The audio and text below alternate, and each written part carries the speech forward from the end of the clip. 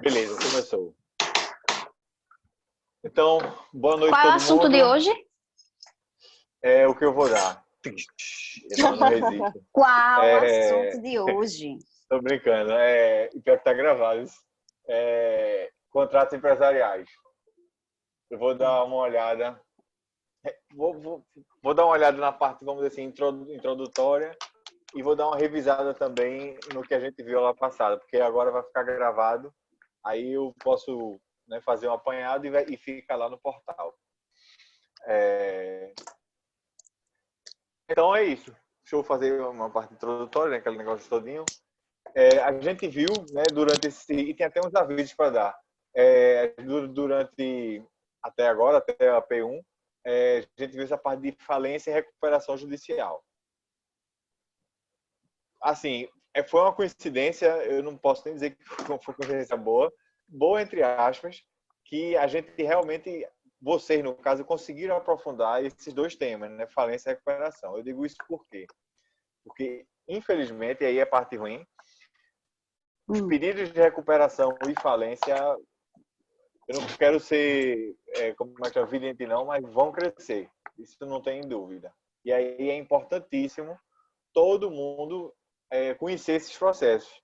Não só quem atua no direito empresarial. Por quê? Porque se você tem qualquer crédito para receber de uma empresa que está em recuperação ou em falência, aí você tem que saber como você pode pleitear e tudo mais. Em falência é muito mais. Até crédito trabalhista. Obviamente, a ação trabalhista corre lá no direito, no Justiça do Trabalho, mas na hora de receber vai ter que ir para o juízo universal da falência. Entendeu? Enfim, mas isso aí, vamos ver as cenas do próximo capítulo e beleza. Mas aproveitando, falando disso ainda, rapidinho. Nessa situação de isolamento que a gente está vivendo, um dos temas que estava sendo discutido, que ainda está sendo ainda, é a Assembleia Geral de Credores. Como é que ela pode acontecer agora? Porque se ela não acontecer, provavelmente não, os processos de recuperação judicial vão ter que ficar parados. Aqueles que não tiveram ainda a Assembleia. E isso é realmente um impasse, né? Porque não pode ficar esperando aí, vai esperar até quando? Porque ainda tem mais. Quanto mais espera, pior para o empresário. Se o empresário já pediu recuperação, é porque ele quer implantar o plano para que ele possa pagar daquela forma. E se o plano for implantado, acho que ele está entendendo, não suspende as execuções, a suspensão das ações de execuções também já acabam. Enfim, isso aí a gente já viu nas aulas anteriores. E aí, como eu falei, é pior ainda para o empresário e de tabela para todos os credores. Então, começou-se a discutir se é possível haver a Assembleia Geral de Credores virtual. E a resposta foi sim, mas devem ser dadas uma série de garantias assim, de possibilidades para os credores. Por quê? Eu não sei se vocês já foram para uma Assembleia Geral de Credores. Vou meio que narrar aqui como é que acontece, aí tentem visualizar. Normalmente, uma Assembleia Geral de Credores ela acontece no auditório. Pode ser no fórum, ou pode ser, às vezes, até... Eu já fui uma vez para uma Assembleia Geral de Credores no hotel. Obviamente, no auditório lá do hotel, né? Mas, ou seja, deve acontecer, né, no auditório para comportar todos os credores e tudo. E aí, fica todo mundo lá, né? Senta tal. Os credores, logicamente, são os advogados que vão, né? Para representar os credores. E começa. Quem preside, aí fica lá na frente, vamos dizer assim, imagina um auditório. Lá na frente, quem fica é o administrador judicial. O administrador e a equipe dele. Computador, essas coisas todinhas. E normalmente fica lá um slide também, um telão. Telão não, como é que chama aquele negócio? Enfim, aquele pano branco, né, que projeta as coisas, enfim. Fica lá. Por quê? Porque o devedor, né, o empresário, através dos advogados, vão apresentar o plano lá. Entendeu? Então ele apresenta o plano, obviamente todo mundo já tem conhecimento dele, mas pro forma, ele vai lá, apresenta o plano, e aí, olhando para todo mundo, para os credores, ele diz, pronto, agora existe alguma dúvida e tal, e é nessa hora que são apresentadas as objeções. Se algum credor tiver alguma objeção para fazer, aí levanta a mão. Imagina aí, eu sou advogado de um credor, aí eu levanto a mão, aí me dão o microfone, aí eu digo, não, eu sou advogado fulano de tal, no caso aqui, Antônio César, e venho representando fulano de tal. Aí eu digo o nome do credor. Fica tudo anotado. Tudo que acontece na Assembleia fica registrado lá pelo administrador judicial. Aí eu pego e falo a minha objeção, no caso a objeção do meu cliente. E aí começa, né, o debate e tudo mais. Pronto. Essa é a estrutura. E o que foi que uma primeira, vamos dizer assim, um primeiro questionamento que aconteceu quanto à Assembleia Geral de Credores virtual. Porque ó, o que a gente está fazendo aqui, né, comporta muita gente. Então, assim, até pelo Zoom, seria possível fazer uma Assembleia Geral de Credores, dentro da credores. Aí a gente pode pensar, não tem muito problema para resolver. O problema é que, às vezes, é muito mais credores do que, no caso aqui, no Zoom, né? Mas, de todo jeito, um questionamento foi que como é que chama? O devedor ele deve apresentar o plano, mas depois qualquer credor deve ter o direito de se pronunciar e falar. E nessa hora tem que mostrar ele, não pode ser escrevendo, feito a gente vê nas lives por aí. Tem que ser, né, numa câmera. Aí teria que ser possível garantir esse direito aí para os credores. Mas aí foi se ajustando e tudo mais. E vários juízes no Brasil, como é que chama? Já tem permitido a Assembleia Geral de Credores virtual. Hoje, aí vem o motivo dessa observação, é que hoje, lá no YouTube, está tendo uma live com a Assembleia Geral de Credores virtual simulada. Aí está acontecendo agora, 7 horas. Então eu vou ver, quando acabar a aula aqui, eu vou ver se o vídeo dessa simulação ficou disponível lá no YouTube. E aí eu disponibilizo aqui no grupo da gente. Porque aí vocês veem, né, como é que está sendo resolvido, ou pelo menos uma tentativa. Porque essa simulação é até mesmo para ver se dá certo, se não dá, né? Ver aí os problemas ou as soluções que podem surgir. Então, isso é uma coisa que está acontecendo atualmente também, de novo, uma mudança. E agora eu vou mais além. Então, às vezes a necessidade faz a evolução andar mais rápido, né? É assim na humanidade desde sempre. E agora a gente está passando por uma necessidade. A gente como sociedade, né, de forma geral. E no caso da falência da recuperação judicial, a necessidade pegou e disse, olha, a gente tem que fazer uma Assembleia Geral de Credores virtual, porque senão os processos param e aí pronto, tudo como é que desanda. Então aí, né, chegou-se a essa possibilidade de estar se ajustando, mas já existe aí essa possibilidade de Assembleia Geral de Credores virtual. Beleza. Mas aí o que é que eu digo? Isso aí agora já é minha opinião. Eu acho que uma vez instalada essa possibilidade, depois que acabar essa pandemia, né, essa situação de isolamento tudo, não vai regredir. A gente, no caso do direito, não vai regredir. Ou seja, isso aí já é, de novo, minha opinião. Eu acho que essa possibilidade virtual vai permanecer mesmo após a pandemia. Mas eu acho que vai ser diferenciada. Isso aí, de novo, minha opinião. Eu acho que vai voltar a ter Assembleia Geral de Credores, todo mundo no auditório, mas o credor que não... Porque o credor pode ser do Brasil inteiro, às vezes até do exterior. Então ele pode, no caso, em vez de viajar, né, para aqui, para Recife ou para onde for, para a Assembleia, ele vai estar de forma virtual. Ou seja, vai ter os dois simultaneamente, entendeu?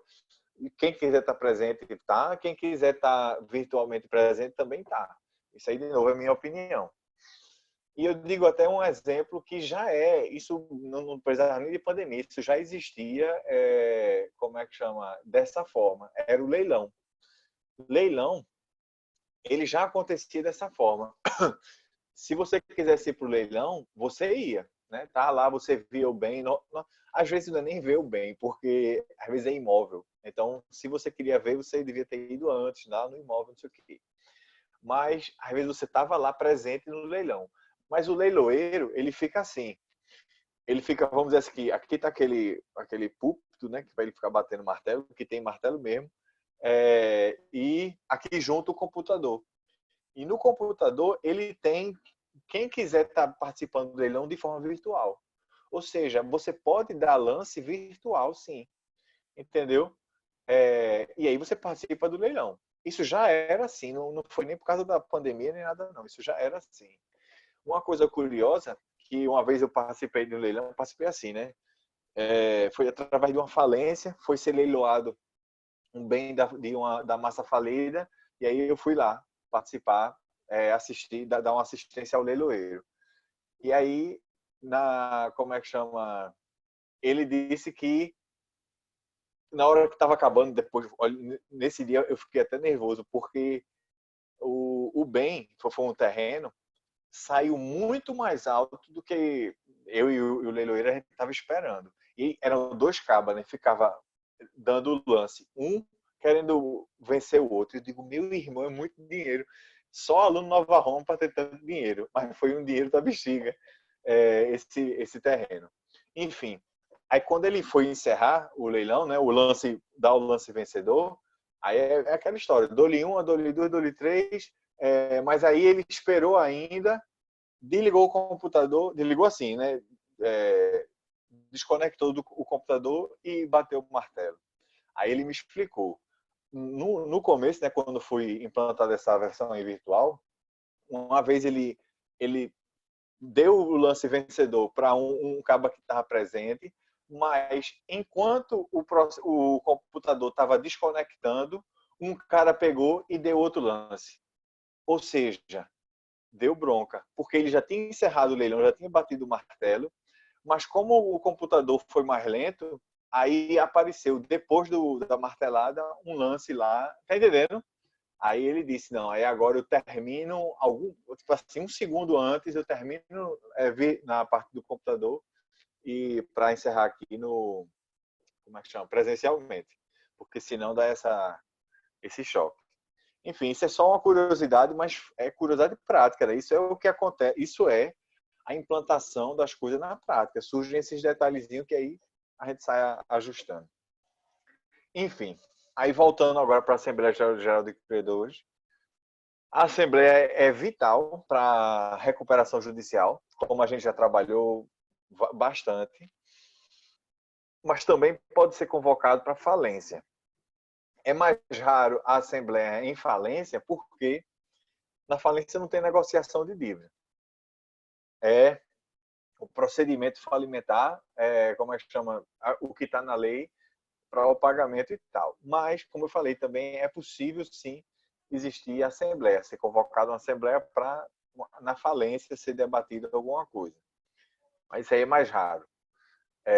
Enfim, enquanto tiver mais novidades, mesmo com relação à falência e recuperação, eu vou dizendo para vocês, porque a gente, como eu falei, a necessidade faz a gente evoluir mais rápido. A gente está nessa situação e aí podem aparecer mais coisas novas. Né? Então, eu vou passar agora para a gente estudar contratos empresariais, mas eu não vou esquecer falência. E aí eu vou informando a vocês e tudo mais. Beleza, meus caros. Então, vamos a isso. Aula passada, eu já comecei a falar com vocês sobre os contratos empresariais, contratos comerciais ou contratos mercantis, enfim. Aí vocês podem procurar no Google qualquer um desses termos. Eu uso contratos empresariais, mas acha tudinho. Mas muitos doutrinadores, até mesmo no meio empresarial, falam contratos mercantis. Enfim, trocar cerco por meia dúzia. E chega tudo no mesmo canto. Esses contratos empresariais, eles não deixam de ser contratos. existe até, não é, parece até que é rincha, que é, vamos dizer assim, que é picuinha, mas não é. Existe até um debate é, que alguns doutrinadores, né, alguns autores, eles chegam até a reclamar de lei, porque como eu falei, também não é uma coisa tão grande, não. É que eles reclamam que com a unificação do Código Civil e do Código Comercial, com o Código 2002, é, meio que tirou vamos dizer assim, agora incluiu tudo junto, contratos civis e contratos mercantis, contratos comerciais. Antigamente não, era bem separado, entendeu? O Código Civil falava de contratos, né, contratos civis, e o Código Comercial falava dos contratos comerciais naquela época. Pronto. Era bem separado, tinha disciplina diferente. Aí juntou. Em 2002, né, houve a unificação formal aí do Código Civil com a parte empresarial. E aí ficou tudo em contratos. Não existe a separação para contratos mercantis. Você não encontra isso no Código Civil. E aí tem aquele negócio, não, mas tem diferenças, o que realmente tem diferença. Permanecem essas diferenças. Mas o próprio Código Civil, na hora que unificou, ele, vamos dizer assim, ele incorporou certos aspectos que serviam para interpretar como é que chama, os contratos mercantis. Por exemplo, isso aí essa aula de hoje vai servir até um pouco como revisão de contratos, que eu vou pegar alguns aspectos gerais que servem para todos os contratos que vocês já viram. Por exemplo, isso é até um princípio, vamos dizer assim, um princípio contratual. Um princípio, eu não quero dizer, porque princípio tem outro significado, mas é uma forma de interpretação contratual, que prevalece a vontade da pessoa, como é que chama? Em detrimento daquilo que está escrito. Ou seja, se houver dúvida com relação ao que está escrito, vai prevalecer a vontade, ou seja, o intuito daquele que escreveu. Se lembram disso, né? Digam que sim. Olha, isso é importante, porque isso não é só por. Eu estou falando agora de contratos empresariais, mas isso para contratos, isso é essencial. Contratos e obrigações. Prevalece aquilo que está. Prevalece o intuito da pessoa, né, do que sobre aquilo que está escrito. Se houver dúvida, obviamente. Isso aí é um aspecto que era vigente na parte do código comercial e, né, passou para cá também, passou agora para o Código Civil, sendo, como é que chama, aplicado para os contratos empresariais. Enfim, permaneceu. E aí houve também outros ajustes que eu digo, outras inclusões que não excluíram as características dos contratos empresariais. Mas eu vou falar aqui de alguns princípios que também são contratuais, aí vai servir para os dois, mas que são, vamos dizer assim, eles vieram agora sim com o Código de 2002. Vieram, que eu digo, eles foram incorporados de forma até expressa através do Código de 2002. Eles já estavam existindo no mundo jurídico, mas não existia expressamente essa determinação, que é, por exemplo, o princípio da boa-fé. Ou, desculpa, o princípio da função social, desculpa. Boa-fé é também um princípio contratual, mas estou pensando agora na função social. A função social passou a ser incorporada no Código de 2002 expressamente. E isso é muito importante para os contratos. A boa-fé, aí vocês como é que chama, se lembram? Espero que sim. Que ela serve não só como princípio orientador dos contratos, mas até como forma de interpretação. Por que eu digo forma de interpretação? Porque se houver alguma dúvida com relação à interpretação de uma cláusula ou de um contrato como um todo, você vai ver ele, você vai interpretar ele de acordo com a boa-fé, ou desculpa, com a função social e a boa-fé também. Então, isso aí vai servir como uma orientação para a interpretação dos contratos. A boa-fé, no caso aí, ela vem aí como fonte não só principiológica de escrita e tal, mas também de interpretação. O que eu ia falar? Eu falei da função social. A função social, ela chega até a como é que eu posso dizer? Eu não quero usar a palavra diminuir, mas a orientar, vamos dizer assim, a autonomia de vontades. Porque de acordo com a autonomia de vontade, né, a gente faz o que a gente quiser. Ou seja, se eu chegar num acordo com alguém para fazer alguma coisa, a gente faz, porque eu e essa pessoa a gente tem como é que chama? Se eu concordo e a pessoa concorda, contanto que não seja ilegal, obviamente, então a gente detona. Eu vou forçar a barra um bocado, mas imagina eu tenho um terreno, aí um terreno que eu planto lá, sei lá, qualquer coisa, cana de açúcar não, mas sei lá, banana. Aí eu chego pro cabo e diz, ó, eu vou vender o terreno, mas antes eu vou tocar fogo nessa bananeira todinha. Se o cabo disser, beleza, aí beleza, né? Tranquilo. Não é um contrato, não é autonomia de vontade, só que aí surge a função social. A função social é como eu falei, ela orienta e chega até, aí eu vou, através desse exemplo, vou dizer, chega até a diminuir a autonomia de vontade. Por quê? Faz parte da função social eu tocar fogo no terreno todinho, entendeu? Obviamente, depende do caso concreto, e foi por isso que eu não quis dizer cana, porque cana a gente realmente já toca fogo, né? Tem as queimadas aí não ia surgir tanto efeito. Mas agora, com esse exemplo aí, vocês conseguem ver que a função social, ela chega também a orientar ao próprio autonomia de vontade, que é um princípio fundamental aí aos contratos, né? Sem autonomia de vontade, a pessoa não pode fazer contrato, não pode negociar com ninguém.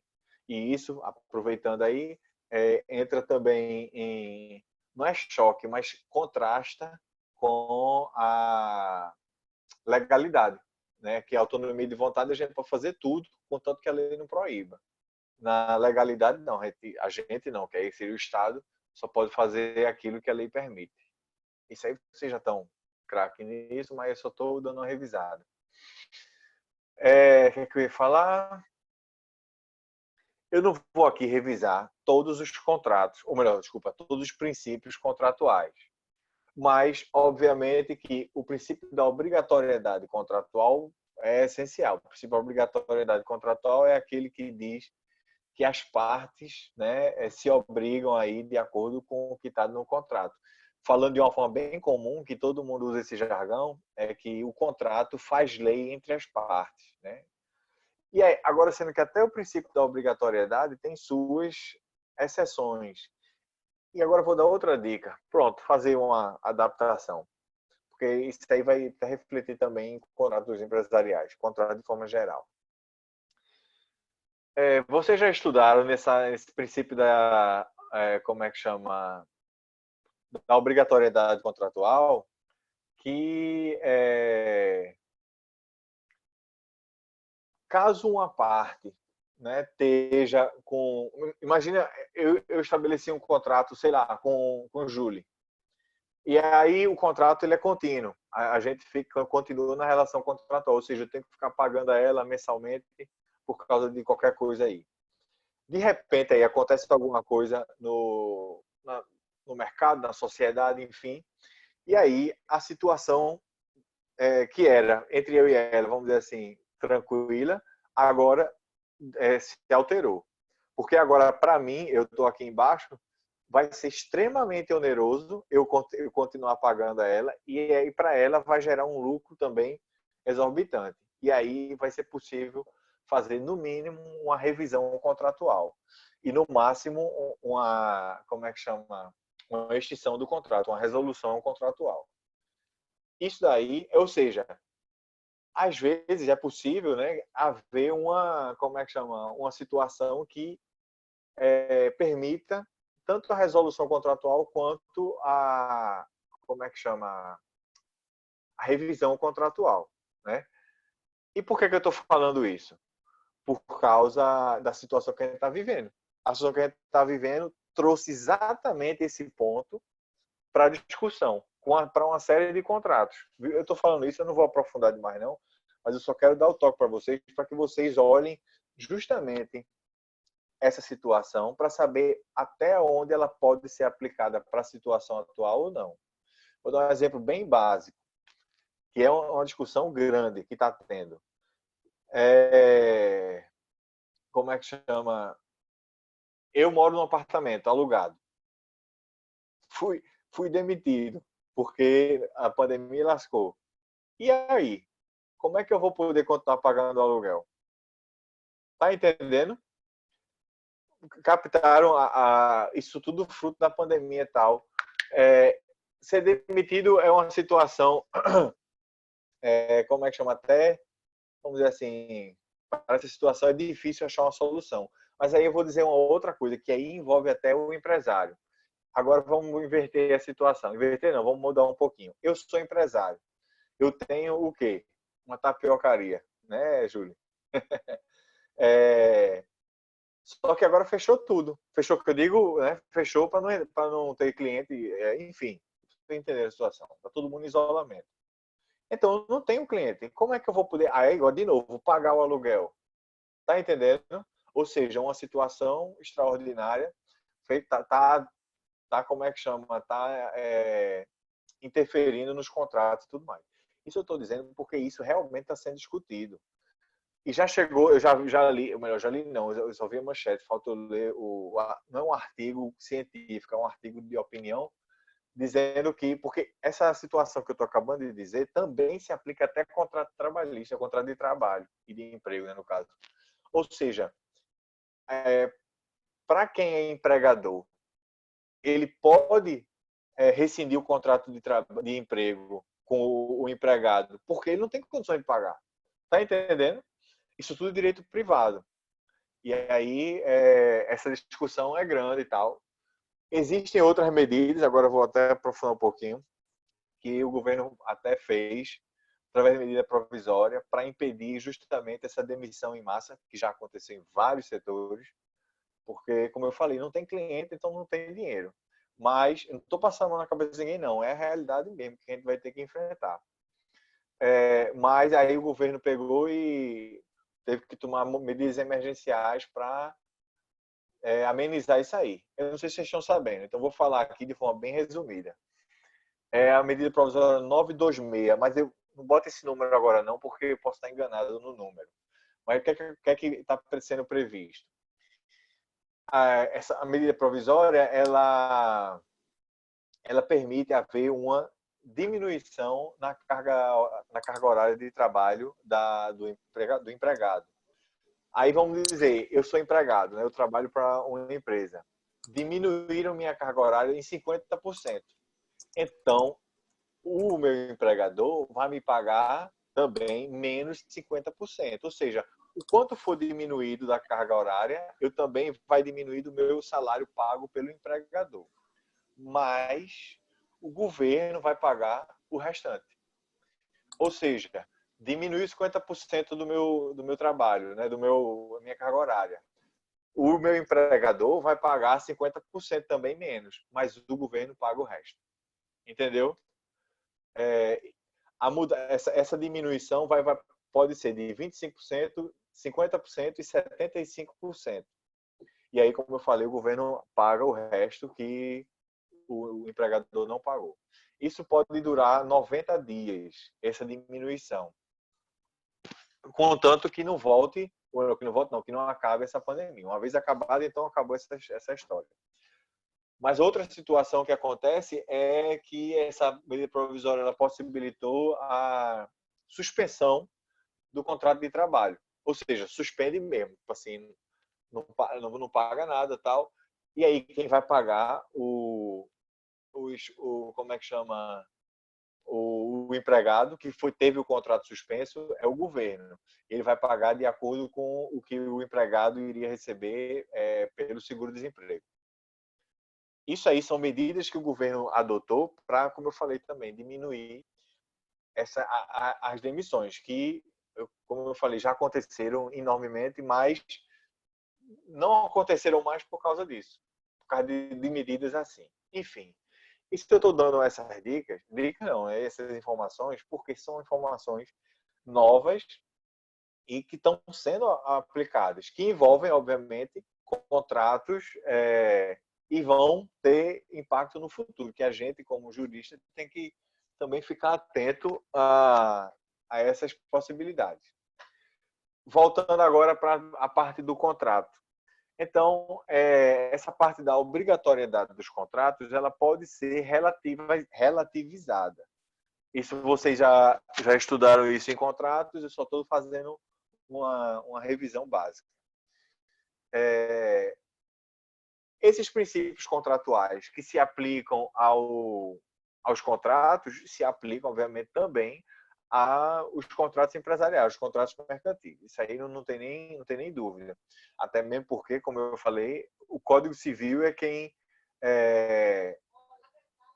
fala sobre os contratos sem excluir contrato civil e contrato mercantil.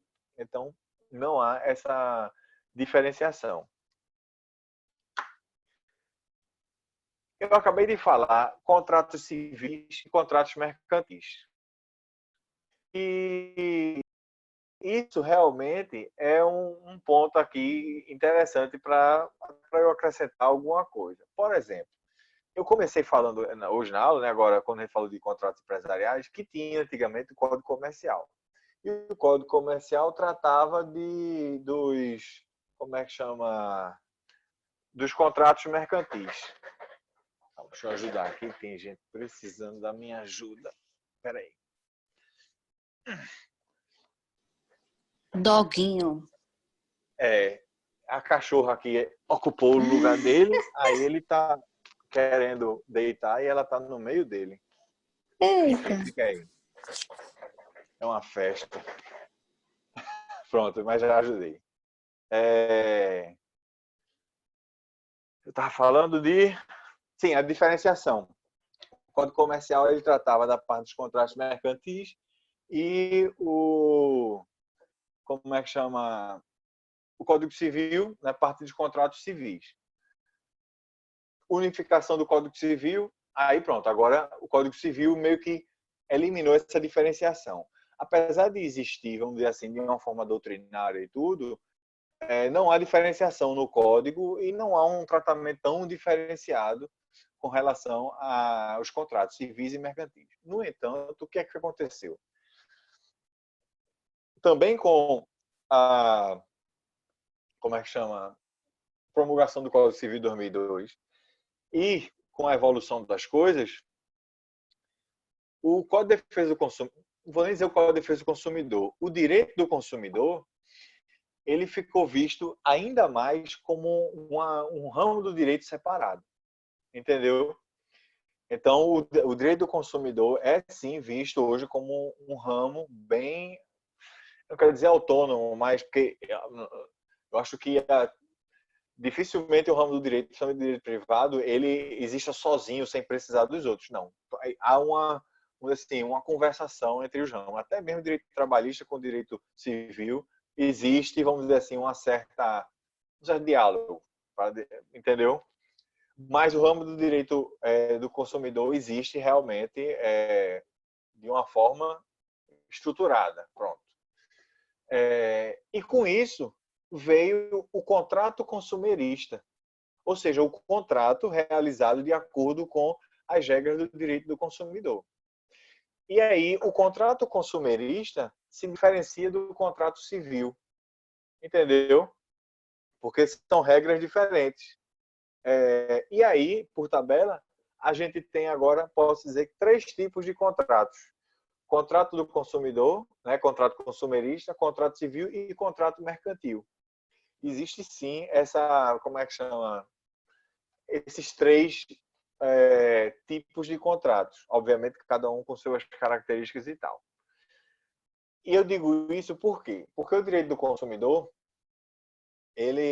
até os contratos consumeristas, no caso, eles prezam por, como é que eu posso dizer?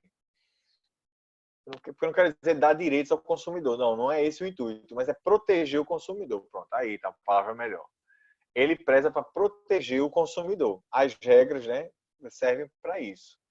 E isso não é o que deve acontecer, seja num contrato civil, seja num contrato mercantil, porque as regras são diferentes. Não existe hipossuficiência entre, vamos dizer assim, dois empresários que vão celebrar um contrato mercantil. E aí já vai embora uma das principais características do contrato do consumidor. Por isso que, quando você vai interpretar um contrato empresarial, você deve até se afastar um pouco dessa parte do direito do consumidor. Não só interpretar, como até mesmo celebrar o contrato, entendeu? Você deve... Uma das características do contrato empresarial é os dois empresários lá, eles estarem em pé de igualdade, ou sem essa hipossuficiência, que é tão acentuada no direito do consumidor. Nos contratos civis também, obviamente, existem também as características dos contratos civis, que são diferentes dos contratos consumeristas, mas eu não vou entrar tanto aí. Eu quero mais focar agora na parte de de contrato do mercantil. Então, é importante a gente saber, até mesmo que existem esses, vamos dizer assim, esses três tipos, né, de contratos que merecem a atenção, cada um de forma particular, para que a gente não ache que... Porque é o seguinte, rapidinho, esse é um parênteses, mas isso é uma conclusão até minha e de forma geral. A gente, como consumidor, todo mundo aqui, então a gente tem mais contato até com essa parte de contrato de consumidor, porque a gente sempre compra um lanche, compra um produto, não sei o que, e a gente é consumidor final. Então, eu estou dizendo ainda com o consumidor, obviamente. Se alguém for empresário aí é outra história. Mas aí a gente já pensa em contrato, mas com as regras do direito do consumidor.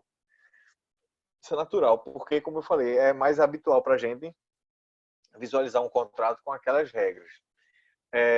E aí, isso aí tem que ser visto com cautela, porque uma coisa é a gente pensar como consumidor e tal, mas outra coisa é quando a gente vai interpretar um outro tipo de contrato, que aí essa parte tão consumerista não deve prevalecer, porque se outro tipo de contrato é desse outro tipo, então não tem que se falar de contrato de consumo, entendeu?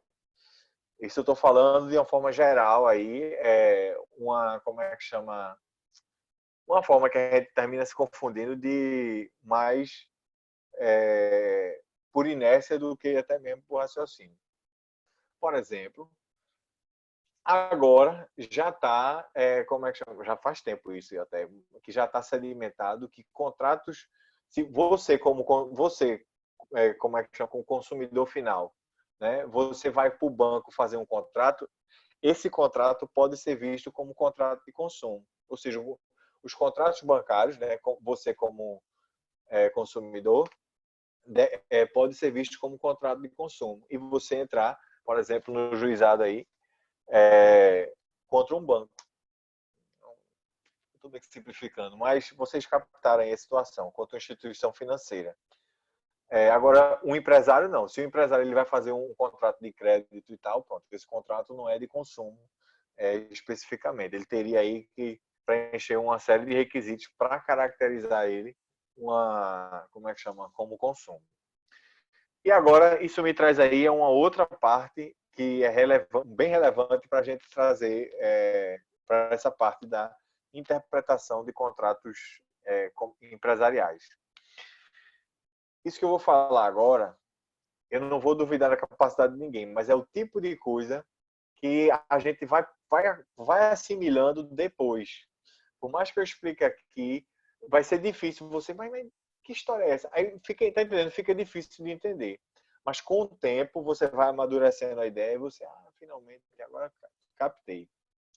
E o que é que eu vou falar? É que é o seguinte, nos contratos empresariais existe um elemento muitíssimo importante, na verdade é essencial para que ele exista, para que ele seja celebrado, que é a empresa. Empresa, vocês se lembram que é atividade e não loja nem empresário. Empresa é a atividade empresarial.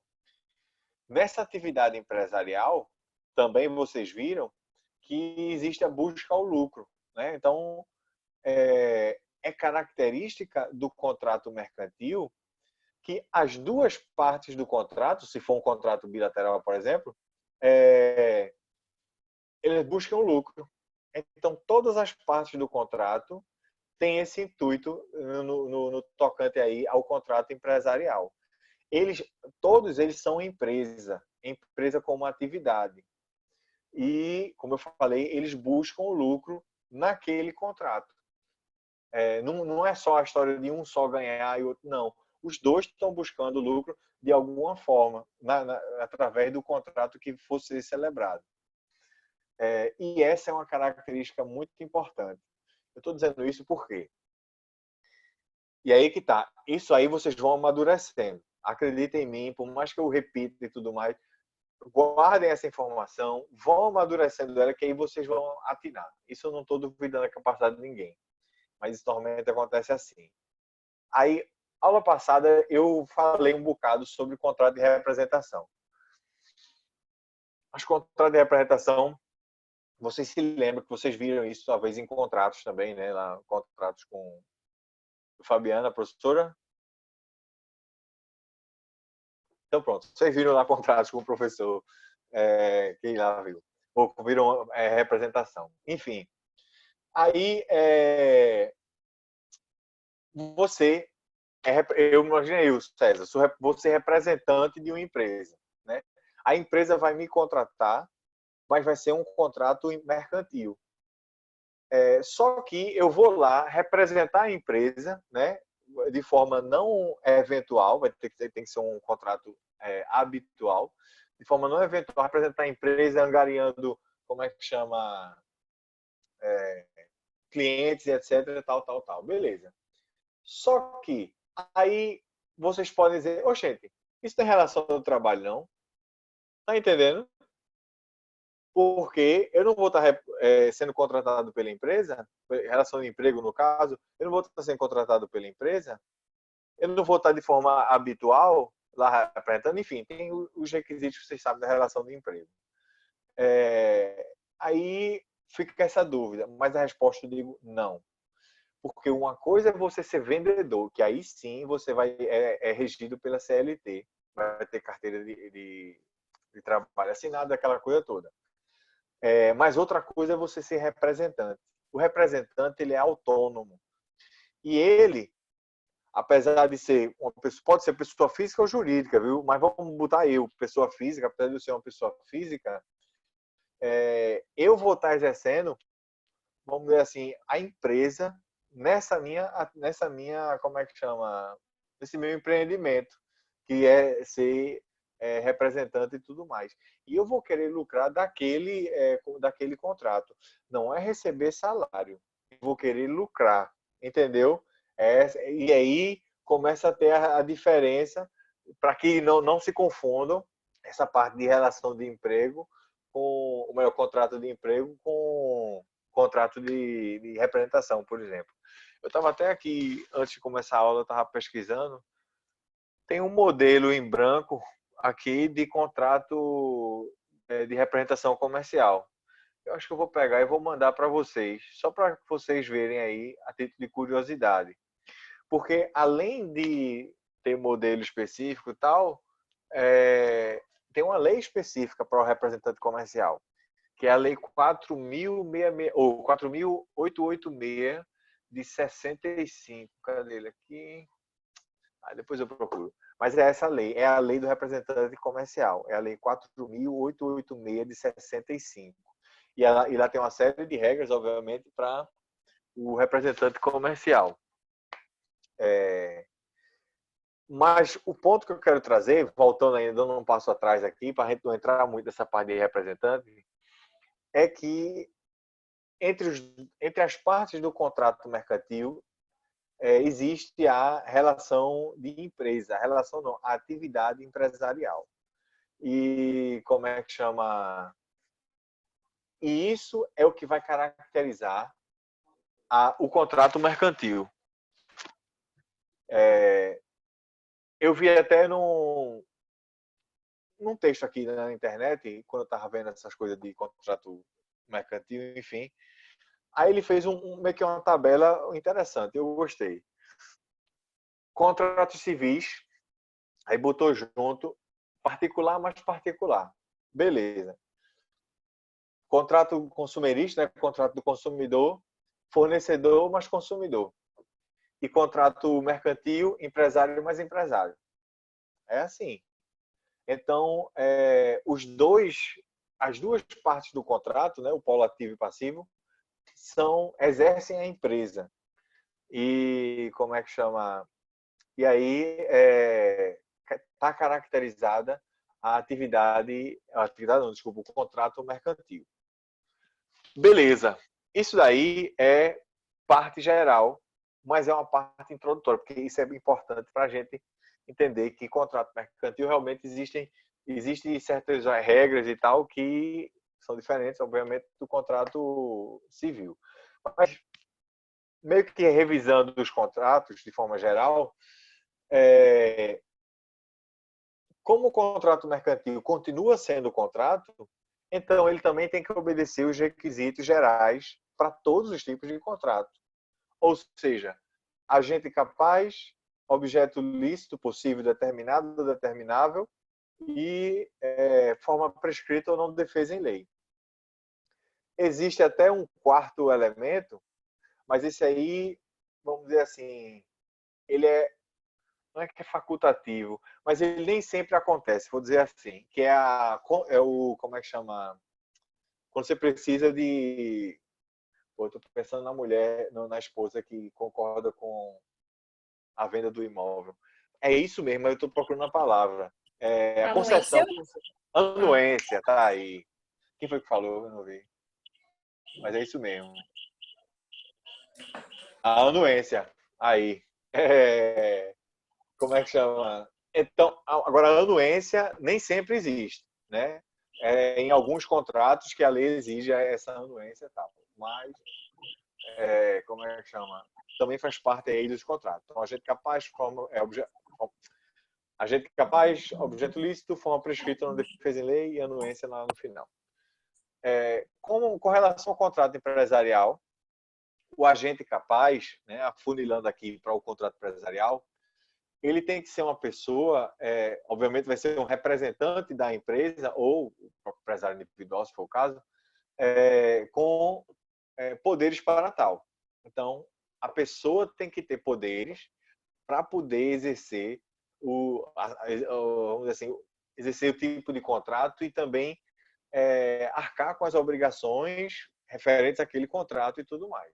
Então, existe aí como é que chama? Uma necessidade que impacta na capacidade da empresa poder, como é que chama? Celebrar um contrato mercantil, que é a necessidade da pessoa, né, do representante aí, ter poderes para agir como tal.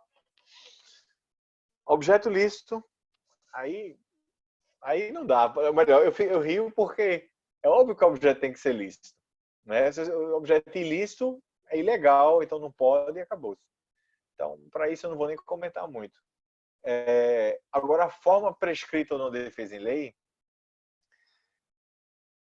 vocês foram meus alunos, né, em contrato, ou melhor, desculpa, em empresarial 1, que a gente falou de contrato social, que a gente falou isso também, exatamente esses requisitos aí, que acontece também no contrato social. Só que toda vez eu falo que essa é a minha opinião também, né, óbvio. Essa redação da lei é um bocado intrucada. Que aí você pega e lê, forma prescrita ou não defesa em lei. Que diabo é isso, meu irmão? Entendeu? Traduzindo, a lei está dizendo que o contrato ele tem forma livre. A não ser quando a lei exija uma forma específica ou quando a lei não proíba. Pronto. Agora pegou a redação, essa é a minha opinião também, de uma forma intrucada, que essa frase termina ficando gerando confusão. Daqui que a gente se acostume, a gente ficou martelando um bocado. Mas é isso que quer dizer. O contrato ele tem forma livre, né? Isso é regra geral. Ou seja, ele pode ser escrito, ele pode ser verbal. Um exemplo bem básico. Quando a gente voltar aí como é que chama? Desse negócio, né? A gente vai para uma cantina ou para uma lanchonete, aí, por exemplo, eu vou comprar, sei lá, um Tapê café. tapiocaria. Pronto. Olha para aí. E lá a gente come sushi. Pronto, aí eu vou lá pedir um temaki. Eu vou lá no tapei e vou pedir um temaki. Aí o cara vai, me diz quanto é, eu vou, pago ele e pronto. Eu não li termo de contrato, eu não li cláusula, eu não li nada. Mas mesmo assim foi celebrado um contrato de compra e venda. Entendeu? Ou seja, o contrato ele foi verbal. E não tem problema nenhum. Agora, existem contratos que a lei exige uma forma escrita, ou melhor, uma forma que geralmente é a forma escrita. E aí, obviamente, também o contrato vai ter que ser escrito para que ele tenha validade. É aquele contrato de compra e venda de imóvel acima de 30 salários mínimos. Se o imóvel ele custar acima de 30 salários mínimos, então o contrato tem que ser escrito. Não só escrito, como solene também. Ou seja, tem que ser lavrado em cartório. Então, isso também é previsto na lei. Entendeu? Agora, aqui vai uma observação. Porque a gente martela tanto no curso de Direito que essa parte de contrato de imóvel, né, acima de 30 salários mínimos e tal, tem que ser escrito, tem que ser do cartório, não sei o quê. Mas às vezes a gente não se toca que se o imóvel ele custar menos que 30 salários mínimos, ele pode ser verbal. Sabiam? Sabiam não? Vocês sabiam, é porque não tinham se atinado. Porque essa forma específica que a lei exige é a partir desse valor, né? O valor é 30 salários mínimos, mais 30 salários mínimos. Mas se for inferior, aí pode ser verbal. E não vai precisar ser solene. Beleza, beleza. O que eu ia falar? O que eu estou falando aqui? Que eu me distraí aqui. Assim, a forma. Aí, no caso aqui do contrato mercantil, mas aí vai para a regra geral. O contrato ele pode sim ser verbal, mas quando a lei exigir, aí ele será escrito. Deverá ser escrito. Uma observação e uma dica para vocês. Às vezes a lei não exige forma específica para o contrato, né? Ou seja, ele pode ser verbal, mas existem certos direitos que a gente só vai poder reivindicar se o contrato ele for escrito. Eu vou dar como exemplo até mesmo um aspecto aí empresarial. Imagina vocês são empresários, aí vocês alugam lá uma loja, sei lá, qualquer coisa. É um contrato de aluguel, um contrato de locação. Mas o contrato ele é verbal. E vocês estão lá já há 6 anos nesse lugar, mas de novo o contrato é verbal. Aí o dono do local, né, o proprietário, ele chega e diz: eu não quero renovar mais o contrato de aluguel da gente. Quero rescindir o contrato. Beleza. E aí? Aí eu falei para vocês lá atrás aquele direito de inerência ao ponto. Ou seja, aquela história que o empresário ele tem como meio que forçar o proprietário a renovar o contrato de aluguel, contanto que ele preencha os requisitos. Se lembram dele? Digam que sim. Direito de inerência ao ponto. Mas aí é onde está o problema. Para você exercer o direito de inerência ao ponto, o contrato tem que ser escrito. E é esse o ponto que eu quero chegar. Essa dica que eu estou dando é porque, para vocês, na prática, né, depois como advogados e advogadas e tal, ficarem alertas a esse tipo de coisa. Aí, você vai ser advogado de um empresário, então você já diz para ele, olha, o contrato tem que ser escrito, porque pode ter aí no futuro algum problema e para a gente exercer o direito é melhor ter um contrato escrito. Entendeu? Isso eu estou falando da parte empresarial, mas no ramo, em qualquer outro ramo também, tem suas particularidades.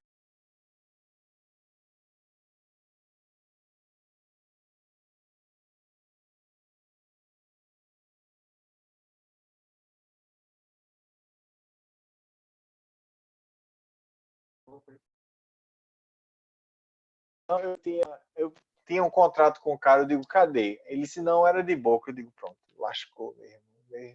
Tá entendendo? Porque a gente sabe que tudo a gente tem que provar. Então, você pode sim provar, não tem problema nenhum, um contrato verbal. Em termos de direito material,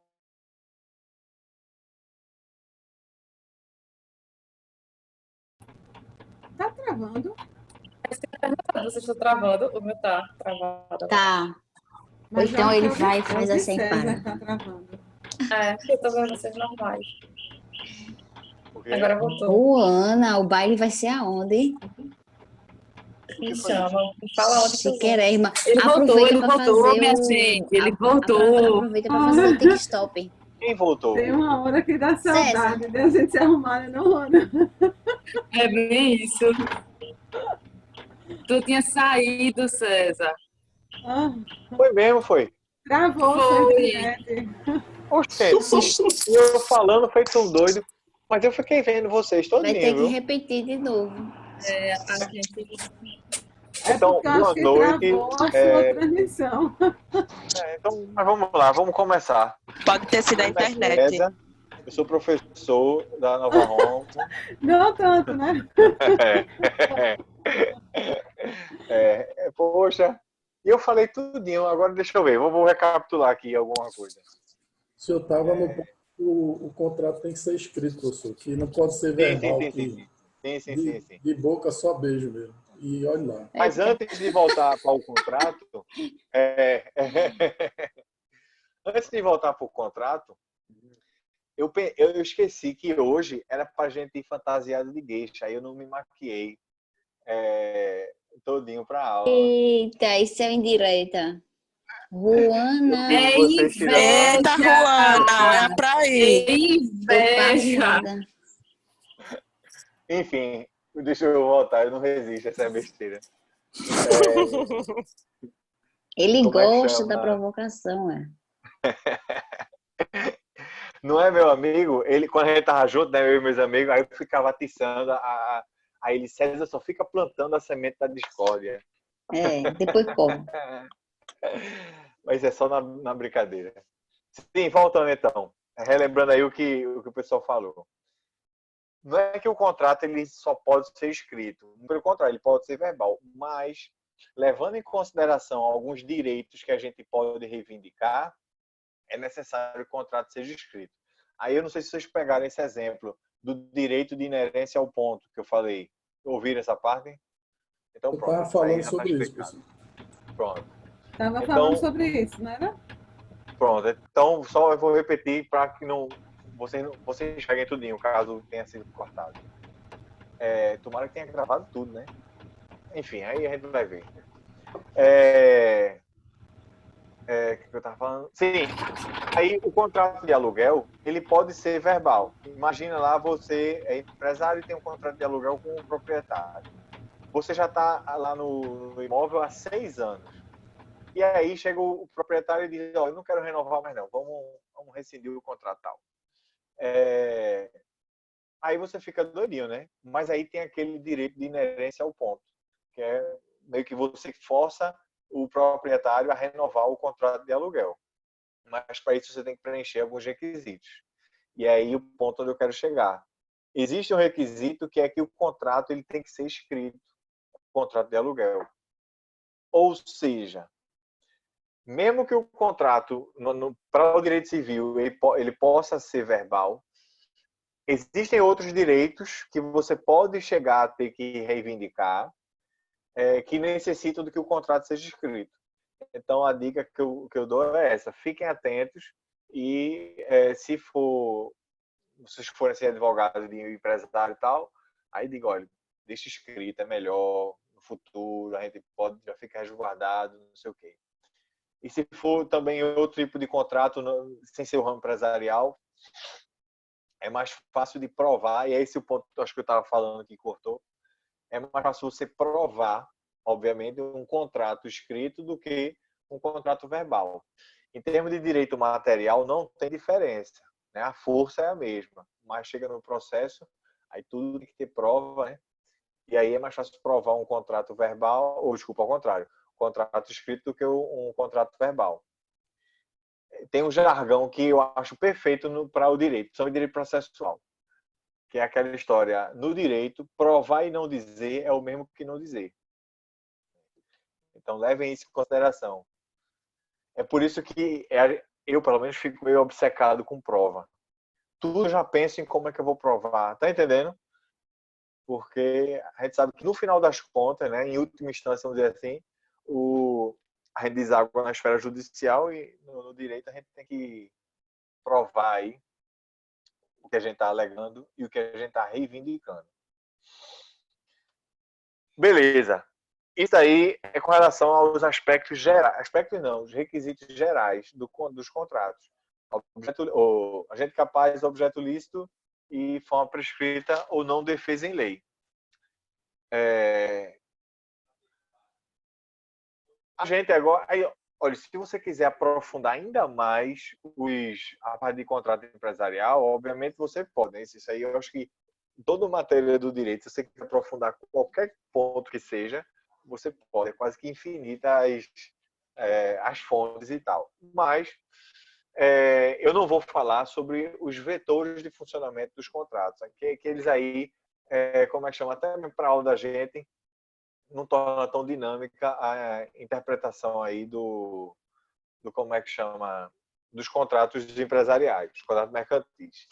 Só vou dizer uma coisa, assim, eu quero acrescentar só um detalhe.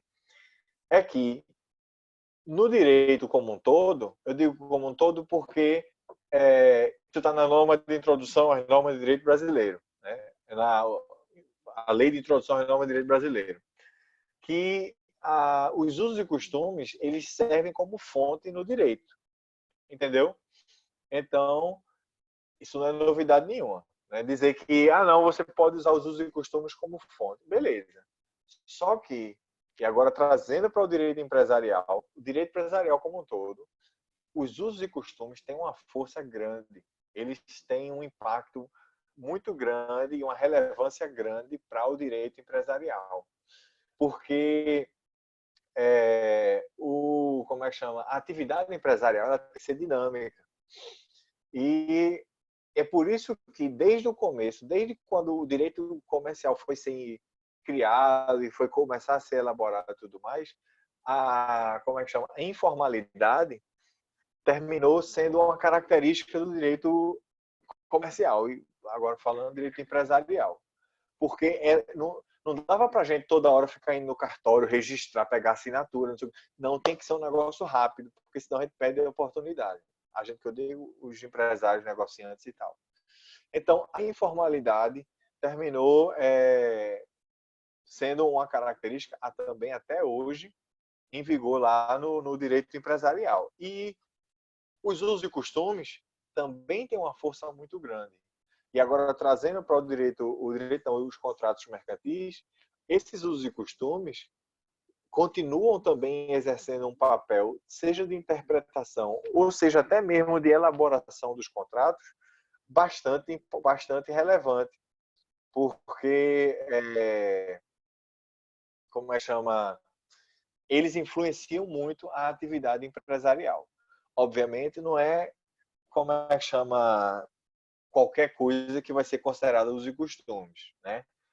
E com relação a isso, vocês também já estudaram que, via de regra, o uso ele não pode ser contra a legem, ou seja, ele não pode ser contrário à lei.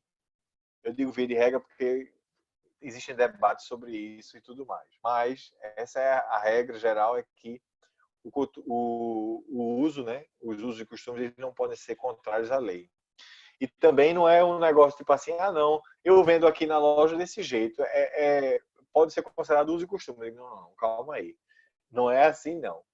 Os usos e costumes, eles têm que ser de forma utilizados em uma determinada área geográfica de forma constante e permanente. Constante e permanente é no sentido que não pode haver interrupção, entendeu?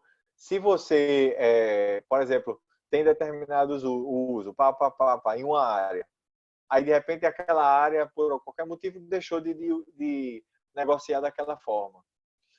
E depois de um tempo danado, voltou a negociar da forma anterior. Não, aí não teve continuidade no caso aí dos usos e costumes, aí não pode ser invocado como tal. Então, o uso ele tem que ser de uma forma constante, né? Durante um longo período de tempo, que aí isso não é legalmente, como é que eu posso falar, determinado. Ou seja, não existe uma definição do que seja um longo período de tempo. Mais uma coisa que no direito a gente vai ter que ver no caso concreto. Mas durante um longo período de tempo e que não seja contrário à lei. Tá aí. Isso aí é uma forma geral de vocês conseguirem identificar o que merece ser considerado usos e costumes ou não. E isso vai ter que ser também levado em consideração, até mesmo, como eu falei, na realização dos contratos, como é que chama? Os contratos empresariais. Eu vou falar agora um exemplo que me veio à cabeça agora, uma situação que aconteceu até aqui em casa, que não é tanto uso e costume, mas que de certa forma mostra um uso e costume diferente daqui no Brasil. Minha irmã, ela é médica, ela estava querendo fazer um curso nos Estados Unidos. Aí ela sabe inglês também, então ela já se organizou tudinho. Mas eu sempre gostei mais de inglês, até que eu fui professor de inglês durante um bom tempo. E aí ela foi me mostrar uma carta que ela tinha escrito para ver se estava tudo bem, não sei o quê. Aí eu li, estava tudo bem. Ela disse, César, eu estou escrevendo essa carta porque eles estão pedindo um documento aí. Eu já pedi para ser feito esse documento, só que esse documento só vai sair tal dia. E aí eu queria dizer para eles que eu não estou apresentando o documento agora, porque eu não posso, mas que o documento já foi solicitado e não sei o quê. Tá entendendo? Uma coisa bem simples assim. Aí eu disse, Priscila, tá certo. Beleza, manda isso aí. Agora, lá nos Estados Unidos, só basta tu dizer que vai entregar depois. Eles acreditam. Eles não acham que a gente vai estar mentindo, ou não sei, tá entendendo? E aí vem a parte que é diferente daqui do Brasil. Eles lá, eles não pressupõem que a gente está mentindo ou que está querendo se fazer de esperto. Entendeu? Eles, se no caso minha irmã dissesse, olha, eu não posso entregar agora, não sei o quê, mas eu vou entregar. Pronto, só bastava isso. Não precisava uma carta oficial com a assinatura dela, entendeu? Com comprovante de documento de requisição, não sei o quê. Não. Porque lá, a boa-fé é muito mais acentuada do que aqui no Brasil. Isso aqui é uma crítica que eu estou fazendo também. E eu se quiser, faço uma crítica até maior. Essa daí foi quem me pegou de jeito. Demorou um bocado de tempo para eu perceber ela. Mas, perceber assim, eu identificar ela. Mas, quando eu identifiquei, eu digo, poxa, foi uma tapa na cara. O que aconteceu? Eu fiz intercâmbio, né? Quando eu tinha 15 anos, eu fui nos Estados Unidos, fiz intercâmbio lá, passei um ano, fui para colégio lá. Normal, não teve nenhum tratamento especial, morei na casa de uma família e tudo. Aí, a primeira prova que eu fui fazer lá nos Estados Unidos foi de História Americana. Era uma cadeira que eu tinha lá, né? Aí, beleza. Eu sempre estudei. Em colégio, na faculdade também, né? Mas em colégio eu sempre fui ter nota boa e tudo mais. Sempre estudei. Então, eu estudei para a prova. Só que, aí eu estava lá fazendo a prova, não sei o quê, e o professor lá na frente, de repente ele saiu da sala. Pronto. Nessa aula, eu endoidei o cabeção. Pronto, agora vai todo mundo filar, cadê, não sei o quê. Ou seja, a gente já traz daqui, né, aquele negócio, não, vamos filar, vamos aproveitar essa chance. Ninguém se mexeu na sala de aula lá. Ninguém. Aí eu disse, meu irmão, o que é que está acontecendo? Tá entendendo? Demorou para eu me concentrar de novo na prova e fazer. Mas aí eu cheguei a essa conclusão. Pronto, aqui ninguém Quando de fila. povo besta, né, pessoal? Não é? A gente já pensa isso. Mas essa foi a tapa na cara. Porque, juro a você, é como eu falei, eu estudei, tirei nota boa e tudo, mas o fato do professor sair da sala, eu disse, oxe, meu irmão, agora acabou. Vamos todo mundo pegar livro, vamos filar. Mas não aconteceu isso. Ninguém se mexeu. Todo mundo fez a prova e tal. Aí eu cheguei, né, logo de cara, e pronto, aqui ninguém fila, então não vou nem tentar. E foi assim durante todo o período que eu passei lá. Só que, como eu sempre estudei inglês, não só a língua, mas estudei cultura americana, até para ensinar inglês e não sei o quê, eu sempre fui acrescentando, né, o conhecimento e etc. E muito tempo depois, assim, anos depois, eu fui identificar por que o pessoal não fila nos Estados Unidos, não fila no colégio. E essa é a tapa na cara. Sabe por que eles não filam? Porque é contra a honra. Aí eu disse, putz grila, a gente não tá muito longe, doido. Tá entendendo? É uma coisa simples assim, mas é a verdade. É contra a honra. Existe um filme, Eu tenho uma mas... tia, Diga. César. Eu tenho uma tia que diz que o que falta no Brasil é seriedade. Aí depois que eu conversando com ela sobre isso, eu comecei a analisar tudo que chega desses problemas. Meu Deus, de fato o que falta é seriedade. Tudo que eu vou olhar agora, eu percebo que é isso que está faltando. Não consigo É, mais. é. Olha, eu posso dar até um exemplo com relação ao direito empresarial, mas antes de chegar nesse exemplo, como é que chama? Eu vou aconselhar aí um filme bom. O filme é chamado Código de Honra. É um filme antigo, mas não é da década de 70, não. É da década de começo dos anos 90. Eu não sei o ano, não. Enfim, assistam Código de Honra. A história é mais ou menos assim. Lá nos Estados Unidos se passa, tem umas escolas particulares que são tipo meio que internatos, sabe? Mas são ricas e você sai de lá com o prestígio da bexiga, até para ir para a faculdade, não sei o quê.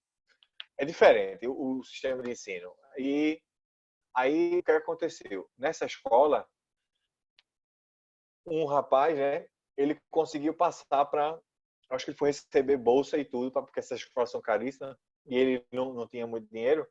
Aí ele conseguiu entrar nessa escola, sendo que aí tinha um problema. Ele era judeu.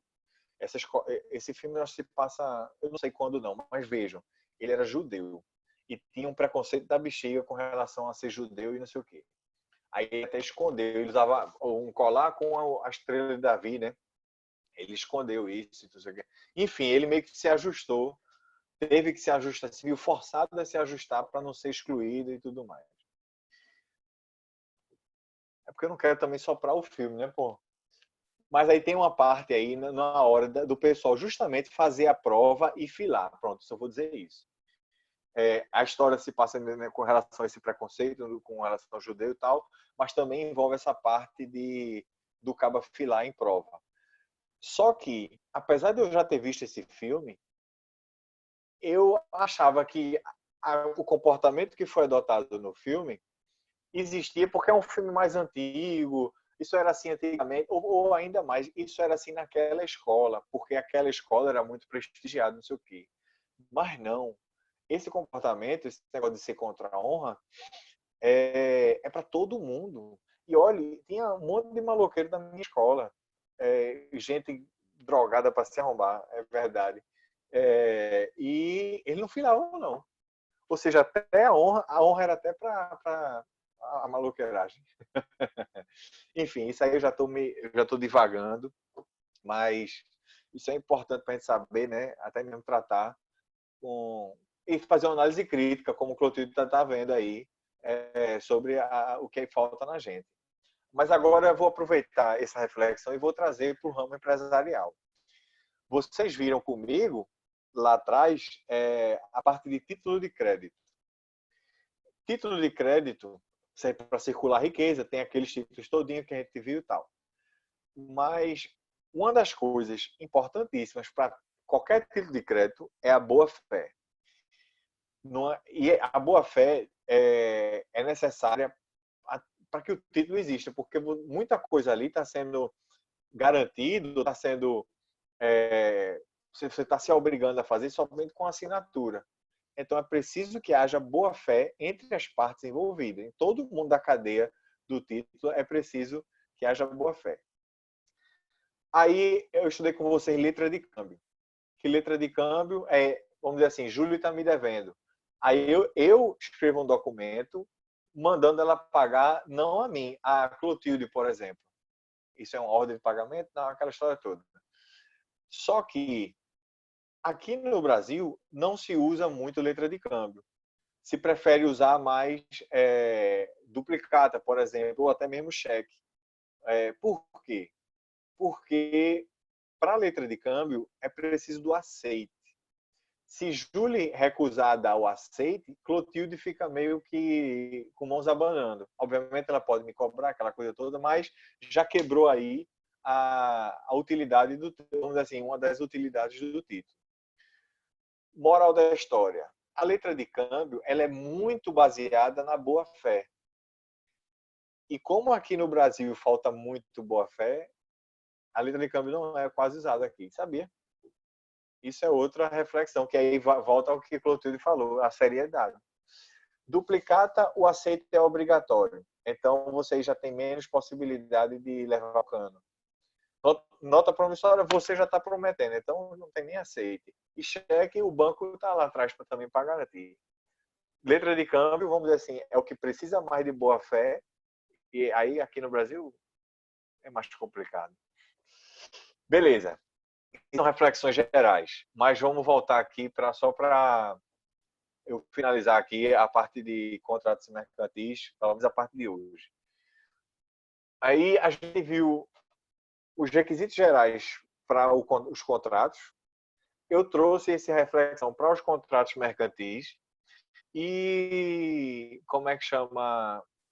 A gente viu aí algumas características, obviamente, para os contratos mercantis, principalmente aqui.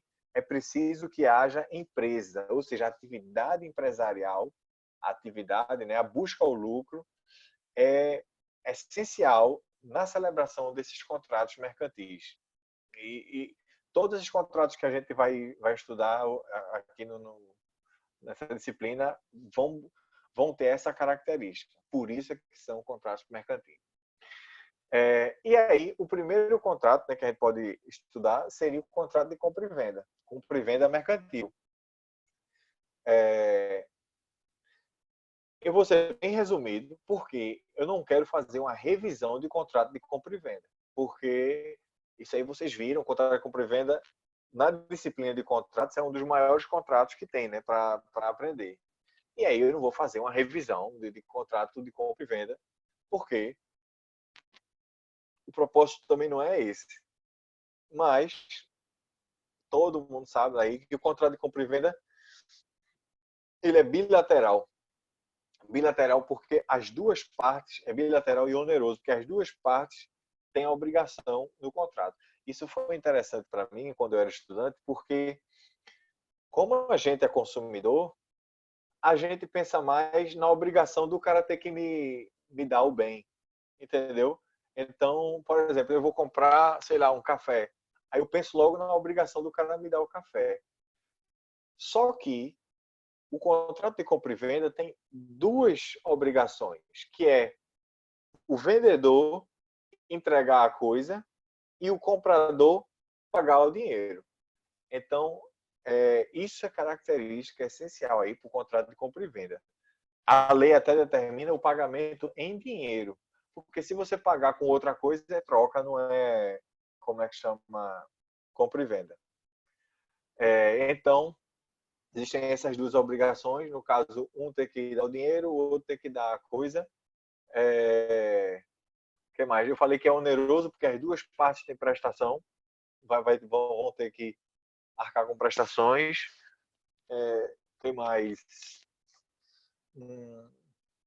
Ele é um contrato informal, ou melhor, a forma é livre, no caso aí da compra e venda. E como é que chama? E não é solene. Pronto. Essas características aí são só bem gerais mesmo. Mas e aí, a compra e venda mercantil, como é que ela acontece? A compra e venda mercantil acontece justamente quando envolve dois empresários na atividade de empresa. Eu mencionei a aula passada, e agora estou mencionando novamente, até mesmo para ficar gravado, que com relação à compra e venda mercantil, o critério é esse, ser uma compra e venda entre dois empresários. Mas existe uma outra característica que, de novo, ele não é, como é que chama, não cai em prova e não é cobrado isso aí, porque é um bocado de decoreba, 100% decoreba, e é muito específico. No entanto, é um aspecto que caracteriza, é também uma característica da compra e venda mercantil, de certos contratos de compra e venda mercantil. Pronto, para não deixar dúbio a minha afirmação.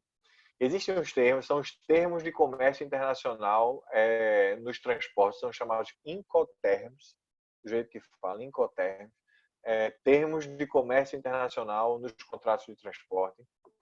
Que esses termos, eles são em inglês, eu digo logo, ou seja, a sigla, ela diz respeito a uma expressão em inglês. Então, só para vocês ficarem aí atentos. E elas justamente fazem menção ao tipo de contrato, ou melhor, até quase que ao objeto do contrato que está sendo, como é que chama, realizado. O contrato é de compra e venda mercantil, mas aí você adicionando essas siglas, você já indica aí, como eu falei, algumas características do contrato e até mesmo o objeto do contrato que está sendo realizado.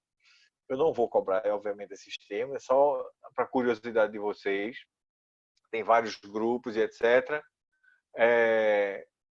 Eu posso até mandar para vocês, por acaso, só mencionando que grupos são eles, ou que siglas são essas, mas sem pretensão de cobrar de vocês. É mais em termos de curiosidade mesmo. Então pronto. Deixa eu só fazer um cálculo aqui. Beleza. Hoje eu fiz uma aula, expliquei um bocado, comecei até falando de, como é que chama?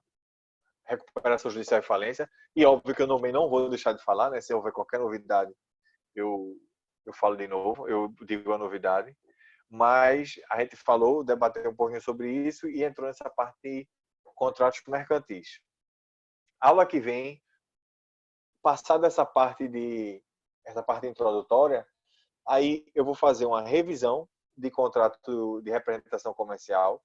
Revisão por quê? Porque a gente já trabalhou ela na aula passada, mas aí eu faço essa revisão sem problema, e aí a gente começa a entrar também em outros contratos. Contratos empresariais, contratos mercantis, eles não são, pelo menos eu não acho, eles tão extensos quanto, vamos dizer assim, uma disciplina de contratos. Ou seja, dá para a gente ver os contratos aqui. Eu pretendo ver com vocês, tem até aqui, eu estou vendo um arquivo que eu separei, arquivo não, um site aqui, mas eu pretendo ver com vocês, vou falar de cabeça mesmo, sem olhar essa bexiga, como é que chama? Eu acabei de ver contrato de compra e venda mercantil, isso aí é tranquilo demais.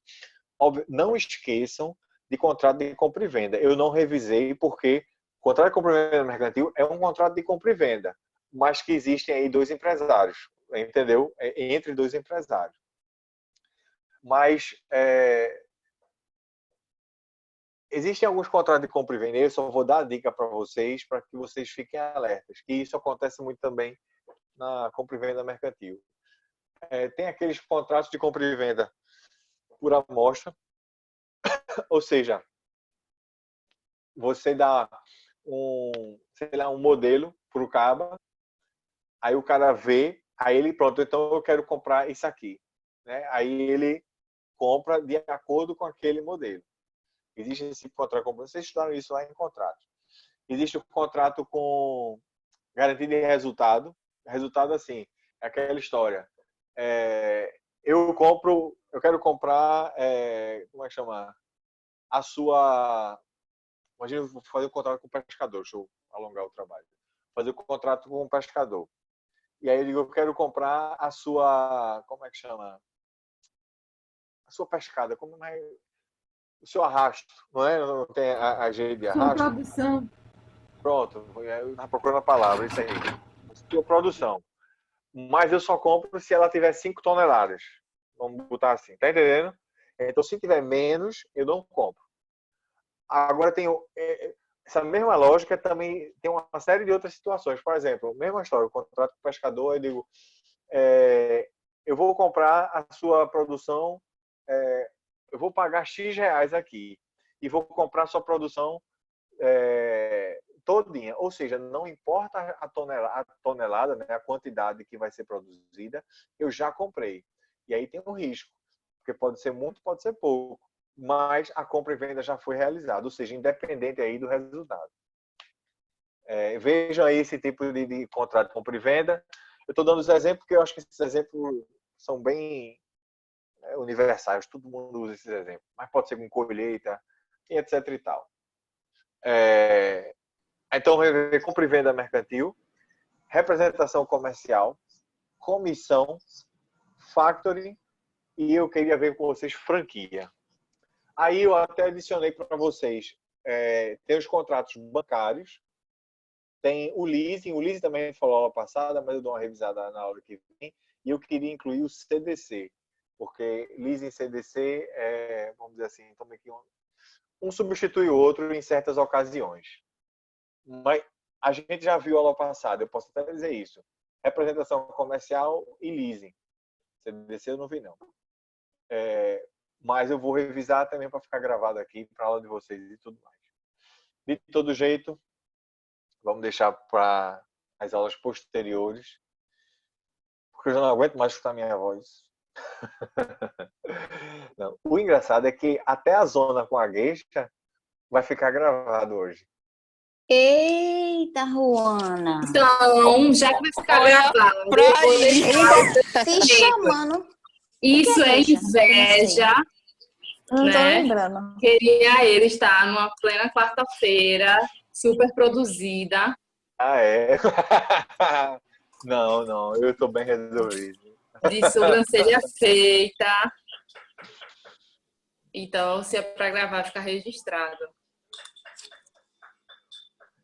Beleza, eu não Já vou... pensasse. Não é? Mas enfim, E a foiteza. é cada uma, né? É cada um. O que é uma gueixa, César? Me diz, me explica o que é uma gueixa. Não, olha, atenção, não quero entrar nesse mérito não, porque vocês podem querer polemizar. Tô Eu só estou procurando dizendo aqui no geisha Google. porque bota... Não, pô, geisha é aquele negócio, é aquela mulher japonesa que Tô a maquiagem é vendo. praticamente branca, né? Que ela se veste assim com aquele lequezinho e não sei o quê. Pronto, eu só quero falar da maquiagem, porque vocês podem querer polemizar, não tem nada a ver uma coisa com a outra. Por causa da função da geisha. A geisha aí... viu? Aí não tem nada a ver uma coisa com a outra. Sim, E até enrole mesmo a mais. função da geisha... Ruana, eu não quieto. queria rir, não. Deixa Enrole quieto. mais. Não, Enrole mas até mais. mesmo a função da geisha... Quanto mais explica, mais piora. Vocês podem... Enrole mais. Mas ela tá bonita. Olha, mas vem aqui uma curiosidade. Obrigada, Júri. Alguém Eu tenho um reconheceu. livro aqui, ó. Ela tá mais bonita, né, Júlia? Mais bonita. Hilde. Fala justamente sobre Olha, ele Ai, tentando gente. se desculpar, olha. Ele tentando se Tá desculpar. vendo, mas já foi. mas eu não li, Ô não. César, meu avô dizia nessas ocasiões que a emenda sai pior do que o soneto. Não é? É melhor. Eu digo, olha, Bem isso. é gueixa mesmo e pronto. Cala a boca. Não, mas eu sei que tem gente, eu não vou falar quem, mas se maquia para ir para aula e tudo mais. Então, o Luana não tá sozinha, não. Eu que não sou, viu? Eita. É Julie. É Julie. E eu reparo em tudo. Enfim, mas foi ótimo. Agora, de verdade, eu aconselho vocês verem esse filme, Código de Honra. Se quiser, depois eu boto até um link aí para vocês verem do que esse filme trata. É um filme interessante e tal. E aí eu posso também ficar, toda vez eu prometo isso e termino não cumprindo. Ficar, já que está nesse negócio de isolamento, né? Eu fico adicionando, indicando os filmes ou outros para vocês verem. Filmes bons, Boa. que até com direito empresarial. E aí não é chato, tô brincando não é chato. Olha, aproveitando esse embalo, tem aquele filme que todo mundo já deve ter ouvido falar, que é o Fome de Poder. E Tu conta a indicou história... ele na semana passada. Hã? Eu indiquei ele, né? Mas agora Foi. vem bem a calhar, porque esse filme é sobre... Não é, ele até menciona a história da McDonald's, né? Mas ele menciona mais, o foco dele é a franquia da McDonald's. Como a gente vai estudar contrato de franquia, tem tudo a ver. Eu vou fazer, sim, uma playlist para vocês verem filmes bons. Esse filme é espetacular, viu, César? É um dos melhores filmes que eu já assisti. Esse É filme mesmo, eu vi. é ótimo, ótimo. Eita, Olha, rapaz! Riso apareceu. Ah, minha filha, se eu ligar aqui, você vai escutar a menina tomando leite, gritando, as crianças dormem ouvindo Boi da Cara Preta, a menina escuta Ganesha. Agora, aqui dentro de casa. tem gente aqui que se maquiou para assistir a aula. Agora, se maquiar aí para dar chegou comida aos meninos... Chegou na questão da gueixa, deixa eu lhe dizer um negócio. Tudo é o que você fala. Para mim, o que são as gueixas? São mulheres milenares, que são donas de um encanto, que conseguem ter uma perfeição na dedicação, em tudo que elas fazem. Então, é uma cultura, assim, que atravessa milênios. São bonitas, são envolventes, são disciplinadas, são inteligentes. Tudo é o que você fala, né? Inclusive, tem documentários sobre gueixas, para você se tornar uma gueixa. Tem documentários. No Netflix tem também.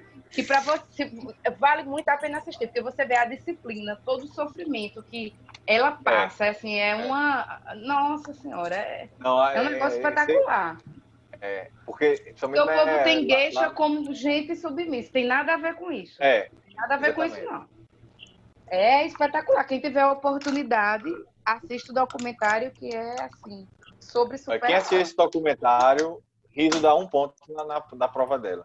É, né? Não é? Cala a boca. Quero não. Deixa eu voltar pro silêncio aqui. Pronto, vai liberar a gente. Vou. Olha, então pronto, meus caros. A gente se vê depois.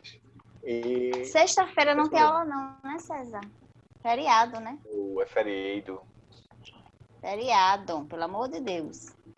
É porque vocês são meus alunos, né? Naquela disciplina. Sexta-feira. Gustavo já disse, já liberou a gente. Não tá, é dia do trabalho, não pode ter aula, não. No dia do trabalho não se trabalha. Não é? Então, vamos lá, vocês se divirtam, assistindo a medida do possível, né? Veja os filmes aí. Olha, aproveita para passar os filmes pra gente assistir. É verdade. Vou fazer uma playlist aqui. Tchau, vocês. Um abração. Tchau, obrigada. Boa noite. Tchau, obrigada. Tchau.